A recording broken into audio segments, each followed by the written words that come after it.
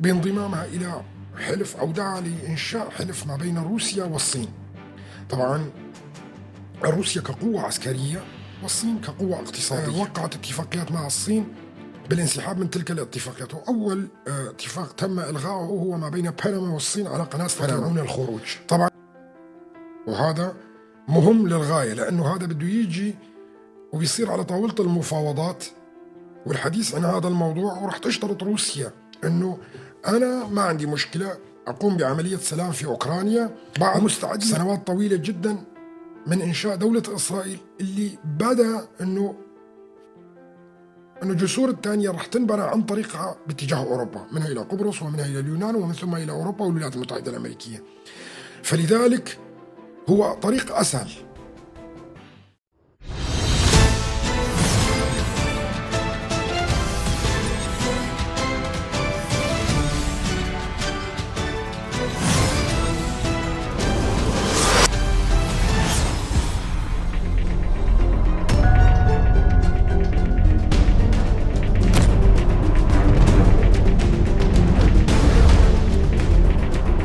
كل الأخوة والأخوات اللي دخلوا معنا اللايف، تحياتي لكم كل باسمه ورسمه، أسعد الله مساءكم جميعا.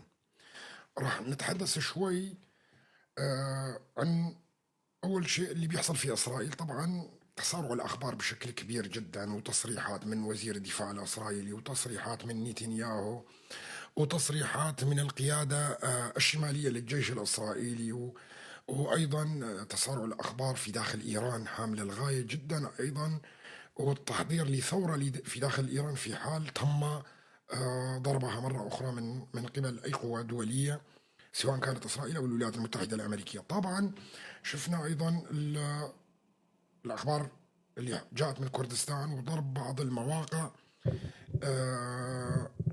أو الآبار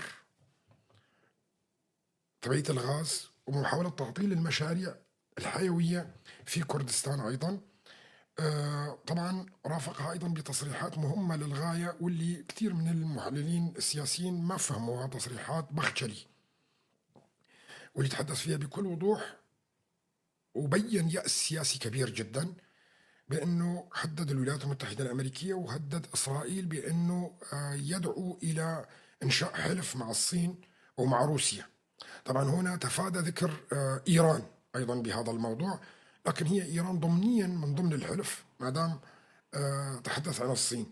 طبعا وزير خارجية تركيا أيضا كان فيدان قبل قليل يعني أدلى بتصريح مهم للغاية، وقال لك أنه إسرائيل أكبر خطر وعدو بالنسبة لنا. طبعا بنشوف نحن التصريحات اللي عم تطلع من الكنيسة أيضا الإسرائيلي بشكل كبير، يعني أصبحت تحمل لهجة عدائية تجاه تركيا، لهجة عدائية قوية جدا. وشفنا أيضا بالتصريحات اللي خرجت من إسرائيل أيضا بأنه اللي عطل المفاوضات ما بين أحمد الشرع وإسرائيل، طبعا حسب شروط إسرائيل، واللي كان يطمح فيها ترامب أنه يوقع اتفاقية سلام ما بين أحمد الشرع وإسرائيل، أنه تركيا هي السبب بفشل تلك الاتفاقية. وهذا له راح يكون أيضا عواقب كبيرة جدا ذكرها الإعلام الإسرائيلي. وشفنا أيضا الاجتماعات اللي بتحصل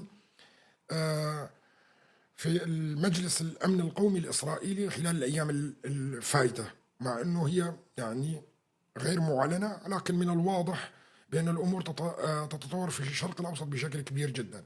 طيب شفنا أيضا تصريح ترامب اللي تحدث أنه يجب تسريع المشاريع الموجودة في الشرق الأوسط من دون ما يذكر شو هي المشاريع هاي، لكن أنا بعرف أنه أغلبيتكم تعرفوا شو هاي المشاريع، لأنه نحن متحدثين عنها خلال فترات والسنوات اللي فاتت كلياتها. الشيء المهم أيضا قال أنه يجب التعامل مع أعداء الولايات المتحدة الأمريكية عن طريق الحرب، يعني نشر السلام عن طريق الحرب. هذا أمر أصبح يعني ملاحظ بشكل كبير جدا في أروقة السياسة اللي عم تتداول اليوم. إسرائيل أعلنت بشكل رسمي بأنها سوف تستدعي ما يقارب 280 ألف من الجنود الاحتياط الإسرائيليين خلال الشهرين القادمين. عم نشوف اليوم أيضا تحشدات بكل الجبهات اللي موجودة اللي مقابلة لقسد، سواء كان في دير حافر، في مناطق دير الزور والمناطق الثانية. امبارح كان في دورية للتحالف الدولي اللي حاولت تعبر النهر ولا تم منعها من قبل تلك الكتائب. سبق هذا كلياته وضع جماعة الإخوان المسلمين في قوائم الإرهاب بشكل سريع جدا. كل هذا الأمور اللي بتحصل يعطي انطباع بأنه منطقة الشرق الأوسط ذاهبة إلى تسريع المشاريع اللي مرسومة لها في خلال الفترة القادمة، وهذا أمر بدنا نحطه في الحسبان بشكل كبير جدا. طبعا تصريح باختشلي اللي ذكر فيه أنه تركيا ليست عاجزة ولديها خيارات استراتيجية أخرى بانضمامها إلى حلف، أو دعا لإنشاء حلف ما بين روسيا والصين. طبعا روسيا كقوة عسكرية والصين كقوة اقتصادية، لكن تركيا ماذا عندها يعني؟ هلا روسيا هي قوة عسكرية وقوة نووية كبيرة جدا ولديها مصالح في العالم كلياته، والصين هي من أكبر الدول الاقتصادية في العالم، وتستطيع وعندها أيضا مشاريع كبيرة اقتصادية في العالم كلياته. الأتراك شو عندهم؟ شو عندهم؟ مصادر قوة. يطلع واحد راسه مربع بيقول لك الأتراك ثاني دولة في حلف الناتو. إما هي إذا تحالفت مع روسيا والصين يعني خرجت من حلف الناتو، فشلون يعني بدها تخلي حلف الناتو يتحالف مع روسيا والصين؟ طبعا شفت انا محللين اتراك يتحدثوا بالطريقه هاي، انه نحن حتى لو رحنا على الصين وروسيا وتحالفنا مع الصين وروسيا نحن قوه كبيره جدا لانه نحن القوه الثانيه في حلف الناتو. وابو راس مربع، ما انت شلون بدك؟ حلف الناتو هو اساسا ضد الصين وضد روسيا، فشلون بدك تتحالف وانت موجود بحلف الناتو مع روسيا والصين؟ وهذا يعني حقيقة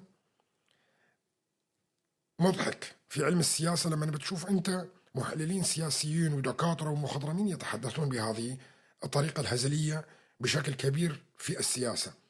طبعا التصريح اللي خرج من باختشلي يعكس تماما المرآة داخل تركيا والضعف اللي وصل إليه الأتراك وحالة اليأس، وحالة اليأس اللي وصلت فيها في تركيا.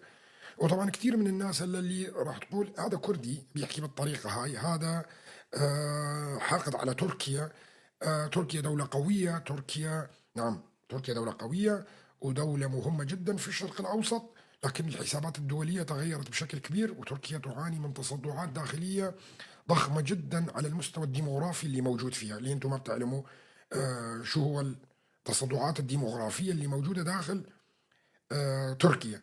طبعا التصدعات الديموغرافية اللي موجودة في داخل تركيا هي الناتجة أساسا عن إنكار الوجود، لإنكار الوجود وعدم التصالح مع النفس، وهذا أمر هام للغاية.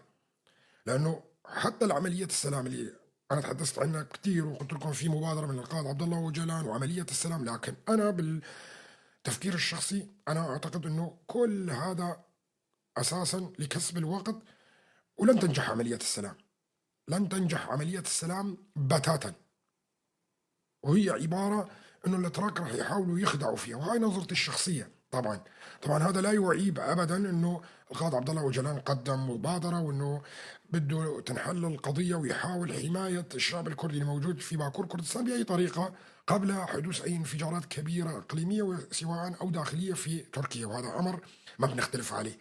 لكن وجهة نظري الشخصية أنه لن تنجح أي من المبادرات هاي كلياتها. وطبعا عم ينعكس هذا كلياته على الداخل السوري اللي عم نشوفه حاليا، يعني تصريحات القيادة في شرق الفرات اللي بتقول بشكل واضح أنه المفاوضات توقفت، ما في مفاوضات بيننا وبين أحمد الشرع. وذكرت لكم قبلها أيضا أنه آه، اتهمت إسرائيل تركيا بعرقلة نجاح الاتفاق اللي حصل ما بين أحمد الشرع وإسرائيل، والاتفاق الأمني اللي هو بالأساس تنازل عن الجنوب السوري كلياته. فهون الأتراك ليس حبا بسوريا أو الشعب السوري، لا، مشان مصالحهم هم مستعدين يضحوا بسوريا كلياتها ويضحوا بالشعب السوري كلياته ويضحوا حتى بالقيادة السياسية الموجودة في سوريا كلياتها. الأتراك لديهم أهداف، لو دفعوا الشعب السوري كلياته ثمن انه يتقاتل مع بعض ويحصل في مجازر، ما عندهم مشكله نهائيا، لكن المهم بالنسبه لهم هو تحقيق مصالحهم اللي هم يطلبوها. طبعا اغلاق الحدود الاردنيه مثل ما ذكرت لكم واغلاق المعابر من قبل الاسرائيليين هذا كارثه بالنسبه لتركيا، هذا كارثه بالنسبه لتركيا، فبدها تحارب حتى وبالادوات الضعيفه الموجوده عندها انه تفتح الحدود. طبعا ابتعاد الاتراك عن الساحل السوري ايضا كارثه كبيره جدا بالنسبه للاتراك. انطلاق المشاريع الدوليه وخصوصا من الهند، مشروع الهندي الى ميناء حيفا ايضا كارثه كبيره جدا بالنسبه للاتراك. وبدات الان الخارطه تتوضح امام الناس كليات اللي كنت انا اتحدث عنها، الممرات الاقتصاديه اللي بيعملوا عليها على مدار السنوات ال30 اللي فاتت، واللي بدات بالتخطيط لها باول مرحله وهي دخول العراق الى الكويت. صدام حسين بدا مشروع الشرق الاوسط الجديد وقتها، وتهيئه الارضيه في الشرق الاوسط الجديد للتقسيمات هاي كلياتها. عم نشوف عمليه اضعاف ايران وضرب ايران، واليوم ايضا بيانات الجيش الاسرائيلي بانه هناك ضربه جديده لايران، احتمال كبير انه تشتعل مره اخرى. عم نشوف على الارض الايرانيه ايضا انه الشعب الايراني بدا بتنظيم نفسه للمحاوله بالاطاحه بالنظام الايراني الموجود وانتهاز الفرصه في حال تم ضرب ايران مره ثانيه، والضعف والوهن اللي وصل اليه ايران وصل لدرجه كبيره جدا. طبعا بالموازي عم نشوف بالجهة الأخرى من الكرة الأرضية تحركات من الولايات المتحدة الأمريكية على فنزويلا، وشفنا التصعيد اللي عم بيحصل وأيضا أنه الموضوع يبدو أنه هناك مشروع كبير لقلب النظام الحكمي الموجود في فنزويلا، وهذا كمان له تأثير كبير جدا، وربطناه بالشرق الأوسط بشكل موسع أيضا، لأنه الحسابات الاقتصادية هامة للغاية حتى تعرفها أنت. أول شيء يجب عليك أن تعلم بأنه ممنوع أكثر من 100 مليون برميل بترول يصدر من كل البترول العالمي، لأنه هذا راح يؤدي إلى انفجار في الطلب والعرض بالنسبة للبترول. طبعا السيطرة على المعابر الاقتصادية هام للغاية جدا، وشفنا نحن أنه الولايات المتحدة الأمريكية بدأت بالسيطرة على المعابر بشكل سريع بالفترة اللي فاتت، والعقود اللي كانت تبرمها الصين مع عدة دول أجبرت دول عديدة إلى مراجعة تلك العقود، مثل قناة بنما، مثل الموانئ اللي استولت عليها الصين في أفريقيا، الموانئ اللي اشترتها حتى في الموانئ الأوروبية. أيضا الصين استطاعت خلال 30 عام اللي فات أن تتوغل بشكل كبير وتتحكم بالموانئ العالمية عن طريق المال وقوة المال اللي اشتغلت عليه بالفترة اللي فاتت كلياتها. فبنشوف نحن أن الولايات المتحدة الأمريكية دق عندها ناقوس الخطر بهذا الموضوع، وبدأت العمل على كل الموانئ العالمية وإقناع الدول اللي وقعت اتفاقيات مع الصين بالانسحاب من تلك الاتفاقيات. وأول اتفاق تم إلغائه هو ما بين بنما والصين على قناة بنما. طبعا هلا هون ما كتير الناس بتلاحظ هاي الأمور، لأنها أمور اقتصادية بحتة جدا وتحصير في الخفاء بشكل كبير، فمو كل الناس بتتابع النشرات الاقتصادية العالمية اللي بتطلع، وهذا أمر طبيعي جدا. فلذلك عم نشوف تغير المواقف بالنسبة لتركيا أيضا، وهذا هام للغاية جدا، هذا هام للغاية جدا. عندك المعابر اللي موجودة من البحر الأسود اللي بتروح للمتوسط، والصراع الإسرائيلي الأمريكي الروسي على مخارج ومداخل تلك المعابر، لأنه الروس حتى لو انتصروا في الحرب الأوكرانية أو تم الاتفاق على وقف القتال هناك، راح يكون من دون فائدة إذا سيطرت إسرائيل والولايات المتحدة الأمريكية على شرق المتوسط، لأنه كمان نفس الشيء ما راح تستطيع روسيا الخروج من البحر الأسود إلى العالم عن طريق البحر المتوسط. طبعا احنا شفنا خلال الكم يوم اللي فات جاءت رسالتين مهمتين لروسيا بضرب البارجتين، وطبعا تبنتها الحكومة الأوكرانية أو المخابرات الأوكرانية تبنت العمليتين، لكن أنا أعتقد وبكل وضوح بقول لكم هي مو المخابرات الأمريكية، عفوا الأوكرانية، يعني اللي قامت بالعملية. لا، بريطانيا لها دور وأمريكا لها دور أيضا. وليش؟ أنه بالفترة هاي طبعا بعد ما سيطرت الولايات المتحدة الأمريكية على أغلب الموانئ اللي موجودة من ناحية المتوسط في شرق المتوسط، بعد ما سيطرت الولايات المتحدة الأمريكية عليها كلياتها، فلذلك تبنت المخابرات الأوكرانية حتى ما يكون في عواقب دولية وروسيا ترد على الولايات المتحدة الأمريكية وتشتعل فيها حرب، يعني نقدر نقول بين حلف الناتو وروسيا يعني. فلذلك تبنت المخابرات الأوكرانية العملية، لكن هي كانت رسالة واضحة جدا للروس بأنه حتى لو أخذتوا أوكرانيا، حتى لو اتفقتوا على الموانئ الموجودة في البحر الأسود، تذكروا بأنه من هنا لا تستطيعون الخروج. وهذا مهم للغاية، لأنه هذا بده يجي وبيصير على طاولة المفاوضات والحديث عن هذا الموضوع، ورح تشترط روسيا أنه أنا ما عندي مشكلة أقوم بعملية سلام في أوكرانيا ومستعد للتنازلات، لكن بشرط أنه تأمنوا لي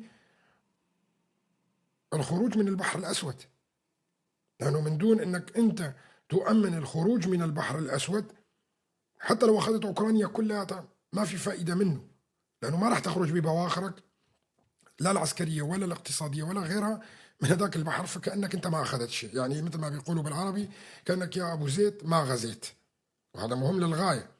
فضرب البوارج الروسية كانت رسالة واضحة جدا أنه حتى لو انتصرتي في الحرب الأوكرانية وحتى لو تنازلوا في الحرب الأوكرانية ما راح تستطيعين تحقيق أهدافك من دون ما يتم تحقيق أهداف الدول الغربية، وهذا أمر هام للغاية مشان نحطه في الحسبان. طبعا تركيا بعلاقاتها مع روسيا ضغط ناقوس الخطر بالنسبة لإسرائيل والولايات المتحدة الأمريكية، فتحاول بأي شكل من الأشكال نزع المياه الإقليمية من الأتراك. كيف نزع المياه الإقليمية من الأتراك؟ بالاستيلاء على الساحل السوري، وهذا أكيد، والاتفاقية اللي عملتها مع قبرص، وهذا بيعيد توزيع المياه الإقليمية والدولية في مداخل شرق المتوسط، وهذا أمر هام للغاية. لن تتخلى إسرائيل بأي شكل من الأشكال عن الساحل السوري، وراح تكون هي بالنسبة لها قضية وجود، لأنه التقسيمات هلا في كثير من الناس راح تطلع بتقول لك الساحل السوري مشان الغاز مشان كذا، لا، مشان المياه الإقليمية وتقسيم المياه الإقليمية، لأنه اللي بيسيطر على الساحل السوري وقبرص سيطر على المياه الإقليمية في الشرق المتوسط، طبعا بالإضافة إلى الجنوب السوري اللي تحدثنا عنه، هذا أمر مختلف تماما. هلا التناغم الموجود ما بين الروس والإسرائيليين هو تناغم قديم جدا ومصالح مشتركة أيضا. كمان يهم الروس أنه ما بتنطلق من الأراضي السورية أي معابر اقتصادية ممكن تأثر على الغاز الروسي اللي تطمح بإعادة تشغيله مرة تانية، خصوصا خطوط نورد ستريم 1 أو نورد ستريم 2 أو الخطوط القادمة اللي بتحلم فيها روسيا عن طريق الأراضي الأوكرانية بعد اتفاقية سلام تحصل بيناتهم. يعني شوفوا اتفاقية السلام اللي راح تحصل ما بين أوكرانيا وروسيا ممكن تعطي حق لروسيا أنه تموت أنابيب غاز عن طريق الأراضي الأوكرانية ومو عن طريق القطب ومو عن طريق نورد ستريم 1 و2، لأنه أقصر وأسهل وأقل تكلفة أيضا، وهنا أوروبا بدها تستفيد بشكل كبير. طيب أوروبا ليش بتستفيد؟ ليش تخلي الولايات المتحدة الأمريكية أوروبا تستفيد؟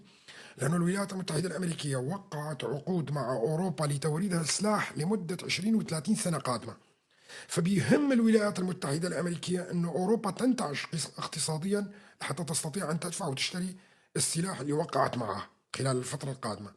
وطبعا الولايات المتحدة الأمريكية دفعت أوروبا بحربها مع أوكرانيا أنه تهتم بجيوشها أكثر وتنفق أكثر في المجال العسكري، وهذا كمان أمر بدنا نحطه بالحسبان بشكل كبير. طبعا كل هذا يتضارب مع ماذا؟ مع المصالح التركية. نعم، يتضارب مع المصالح التركية، لأنه تركيا كجسر عبور ما بين الشرق المتوسط والبحر الأسود، ما بين العالم الإسلامي والعالم الغربي، وما بين آسيا وأوروبا، كجسر عبور أصبح يتصدع الآن، ولم يعد لها الأهمية الاستراتيجية، خصوصا بعد سنوات طويلة جدا من إنشاء دولة إسرائيل، اللي بدأ أنه الجسور الثانية راح تنبنى عن طريقها باتجاه أوروبا، منها إلى قبرص ومنها إلى اليونان ومن ثم إلى أوروبا والولايات المتحدة الأمريكية. فلذلك هو طريق أسهل، هو طريق أسهل. يعني أنت بدك تلف نص الكرة الأرضية وتدخل قناة السويس وتدخل البحر المتوسط، ومن ثم تنطلق من جبل طارق، وبعدين تتوجه إلى الولايات المتحدة الأمريكية وتلف نص القارة الأوروبية لحتى توصل للموانئ الأوروبية، أم طريق سريع جدا عن طريق الإمارات، المملكة العربية السعودية، موانئ حيفا، ومباشرة إلى البحر المتوسط. وهذا الطريق أقل كلفة، وتخلصت أنت أساسا من الصين، تخلصت أنت من الصين، لأنه بحر الصين هو تحشدات عسكرية مكلفة جدا بالنسبة للولايات المتحدة الأمريكية. فالتخلص من تايوان والتخلص من العبء في حماية بحر الصين ليضمن بالنسبة للولايات المتحدة الأمريكية كل المعابر اللي تخرج منها بترول الخليج، أصبح سهل، ما راح تمر بالمعابر هاي نهائيا. وحتى لو تم إغلاق مضيق هرمز راح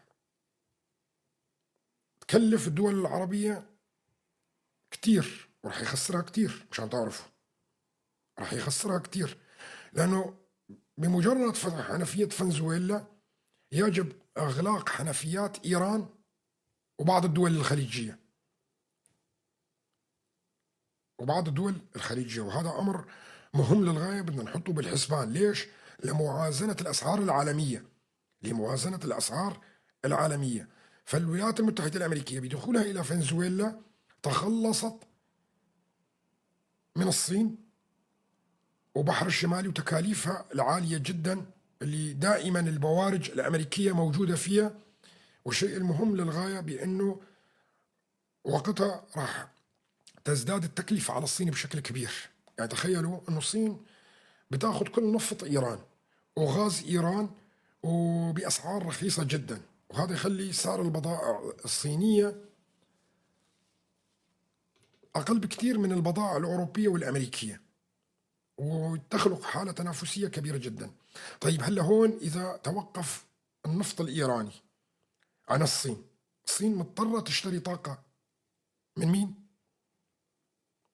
وأغلق مضيق هرمز، منين راح تشتري؟ سؤال للجمهور طبعا.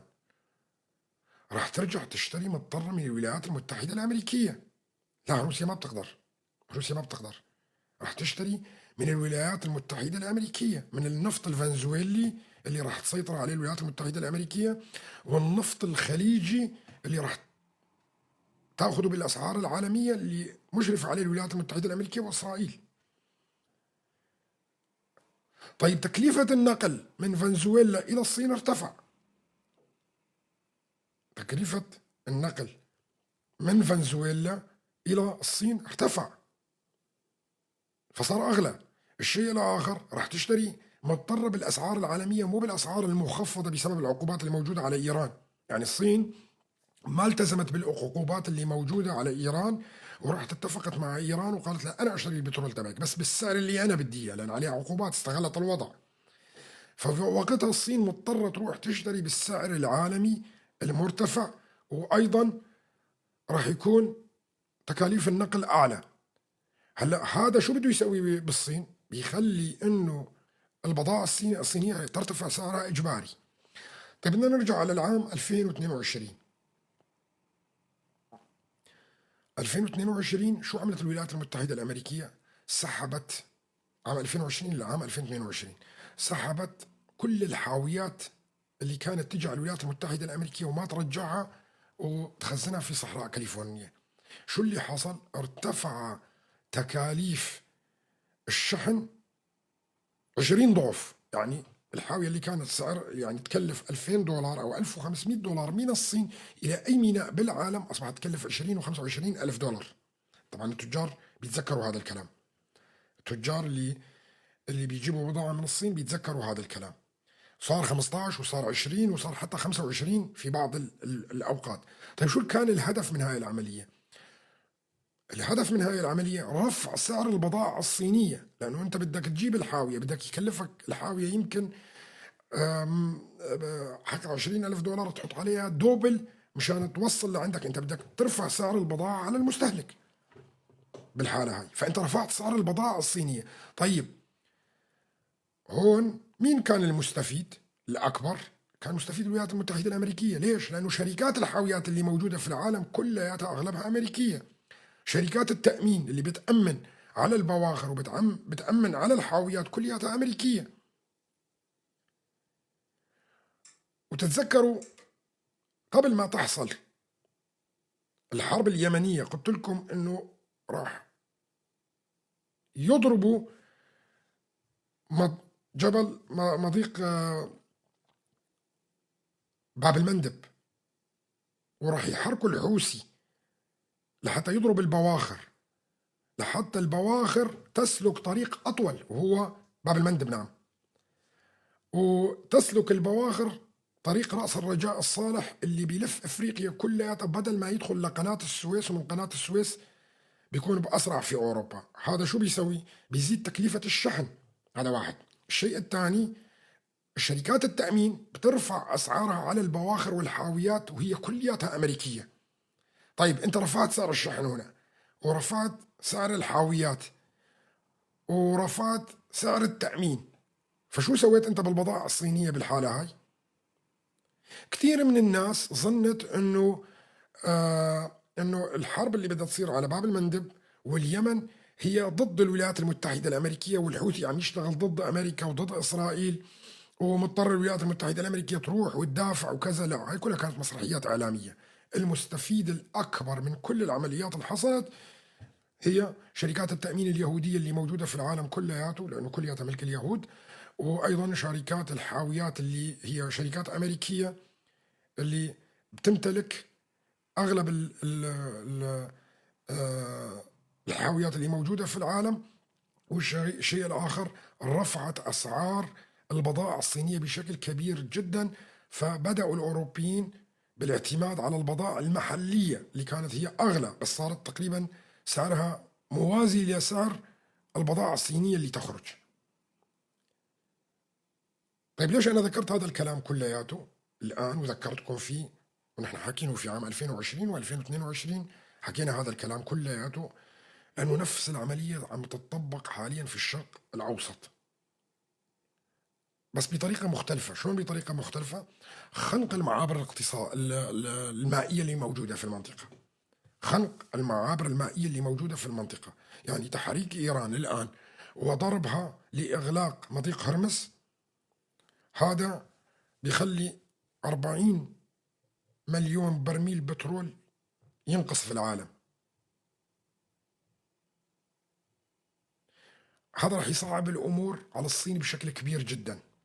هذا راح يسوي أزمة طاقة في داخل الصين. هذا راح يعطي باب للتفاوض مع الصين على ملفات أخرى، وخصوصا على ملفات أشباه المعادن أو المعادن الثمينة جدا. أنا بعطيكي بترول، بس ما بيحق لك أنت كمان تقطعي المعادن الثمينة، وعلى رأسهم أشباه الموصلات. وهذا نقطة مهمة للغاية، ما حدا بيعرف فيها حاليا. فهاي المسألة تفتح باب التفاوض مع الصين بملفات عديدة جدا.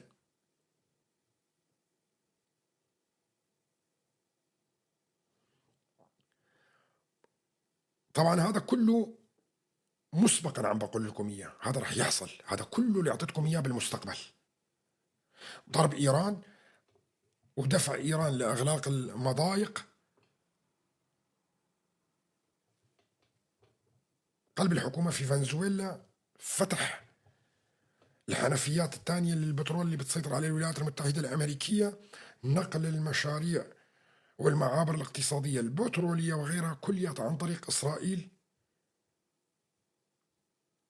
إلى أوروبا. خنق بالعملية هاي. شوفوا، في كثير من الناس بتظن انه هم قصدا بدهم يخنقوا تركيا. لا، المشاريع القادمة في المنطقة هي مستثنات جغرافية لتركيا. الجغرافيا التركية بتعمل بالنسبة لهم دربكة وتخرب المشاريع هاي كلياتها، فلذلك هم مضطرين يلغوا دور تركيا بشكل كامل. مضطرين يلغوا دور تركيا بشكل كامل بالمشاريع القادمة. فالأتراك غاضبين لأنه كل هالمشاريع اللي موجودة في المنطقة قبل عام 2016 كانت تركيا جزء منها. إنه يمدوا الأنابيب منها إلى إسرائيل، والقسم الآخر اللي موجود في الشرق الأوسط والعراق وكلياته يمر عبر الأراضي التركية إلى أوروبا. وأيضا دول القفقاز اللي غنية بالبترول وغنية بالغاز كلياتها أيضا تكون هي بديلة للغاز الروسي عن طريق الأراضي التركية إلى أوروبا. لكن المشروع هذا تم إلغاؤه من قبل إسرائيل. إسرائيل بدها كل شيء يكون عن طريقها.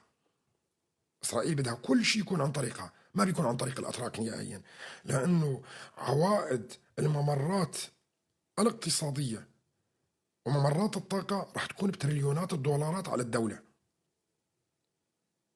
راح تكون بتريليونات الدولارات. هلا بالحالة هاي أغنى دولة راح تصير في العالم كله هي إسرائيل، وتنشال عبء أنه دعم إسرائيل دائما من الدول الكبيرة جدا، وخصوصا أوروبا وأمريكا. راح ينشال هذا العبء. ليش؟ لأنه إسرائيل هي اللي راح تتحكم بالعالم كلياته. ليش؟ لأنه كل معابر الطاقة راح تمر من أراضيها. طبعا أنا هلا بدي أعطيكم المعبر الآخر اللي تحدثنا عنه اللي هو معبر داوود.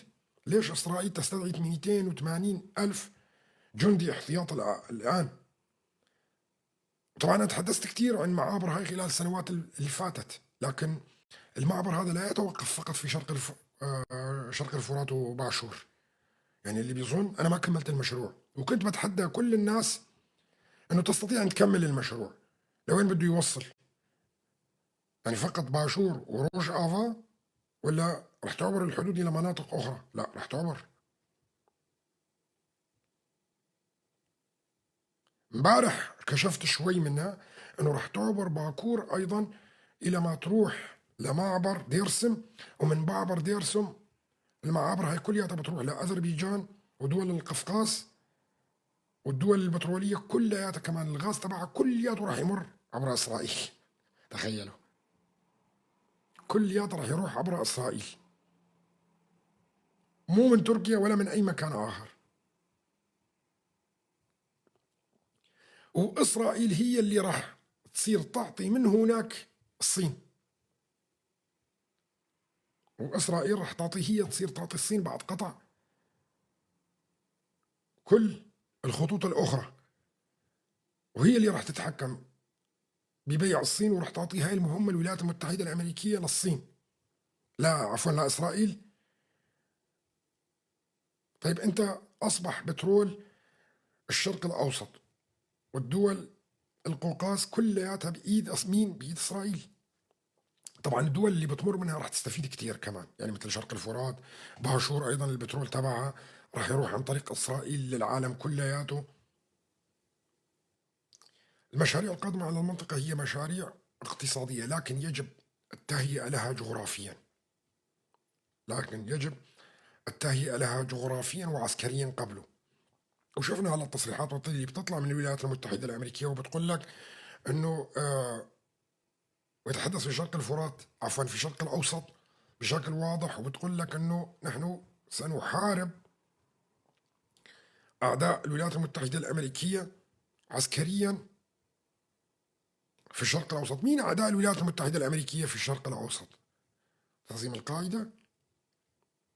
مين هن أعداء الولايات المتحدة الأمريكية في الشرق الأوسط؟ لما بيطلع هيك تصريح، شو معنات أعداء الولايات المتحدة الأمريكية في الشرق الأوسط؟ روسيا مو بالشرق الأوسط. روسيا مو بالشرق الأوسط، يقصد فيها تركيا. نعم، يقصد فيها تركيا اللي راح تنقلب المعادلة بعد فترة، راح تنقلب المعادلة بعد فترة وتصبح تركيا دولة ضمن الدول اللي بيعتبروها معادية، بدهم يلبسوها ثوب إيران مرة تانية.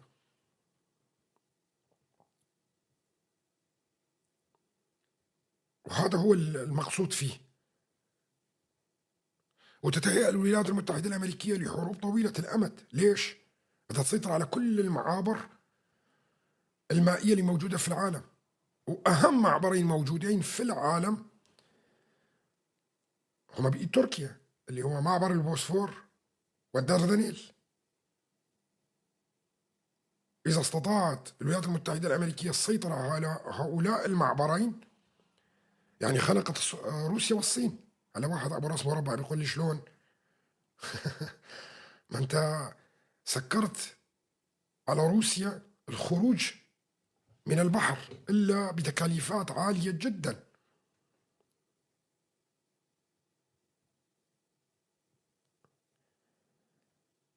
وقضيت لما تقضي على إيران وقسمت تركيا، تقريبا خرجت الأمور من إيد الصينيين بشكل كامل. هل تعلمون بأن تركيا هي أكبر دولة شريكة للصين؟ اللي عايش في تركيا يعرف هذا. كل شيء عندهم صناعة صينية، كل شيء، حتى يحطوا عليها ماركات بالاسم التركي وكذا، بس كل شيء صيني كامل.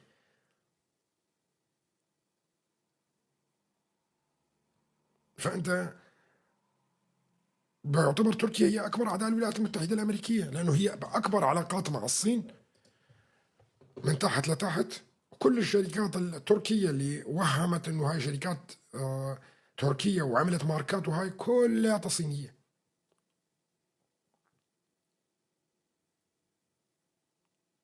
كله صيني.